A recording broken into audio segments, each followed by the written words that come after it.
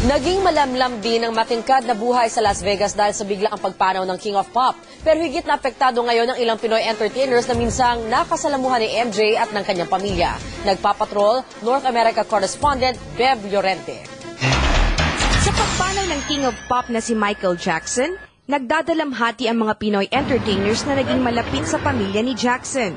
Isa na rito ang front page band na dating minamanage ng tatay ni Michael Jackson na si Joe Jackson. Sila lamang ang all-Filipino band na nakapagtanghal sa Neverland na bahay ni Michael. The only person that I did not meet is Michael. Yes. But everybody in the family, Mr. Joseph Jackson is very, very loving. He's a very caring, loving man. Very, very loving. That's why this is it hits home a little bit. Ang 35 anyos na si Kokoy Escueta, na dating miyembro ng Society of Seven, ay isang Michael Jackson impersonator dito sa Las Vegas na ngayon lounge singer na. It's really hard to put these in a sentence or words, no? Pero I guess as long as the music is there and his legacy is there, I will continue on doing my impression of Michael Jackson.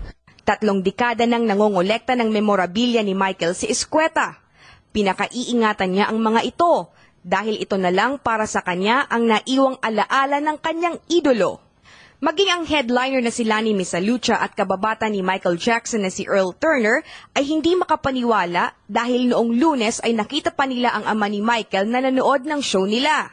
Parang feeling ko hindi pa dapat, I don't know, or hindi mo ma-expect na ngayon mangyayari. It's a tremendous loss to not only the industry but to the world. Malapit ang Las Vegas sa puso ni Michael dahil sa kanyang mga kapamilyang naninirahan dito. Maging ang kanyang ama na si Joe, inang si Catherine at kapatid na si Latoya. Dekada 70, dito sa Bally's na dating MGM Grand, unang nakilala si Michael Jackson, kasamang kumakanta ng kanyang mga kapatid na tinawag na Jackson 5. At sa pagsasara nitong dekada, pumanaw si Michael, isang taong iniidolo ng maraming Pilipino.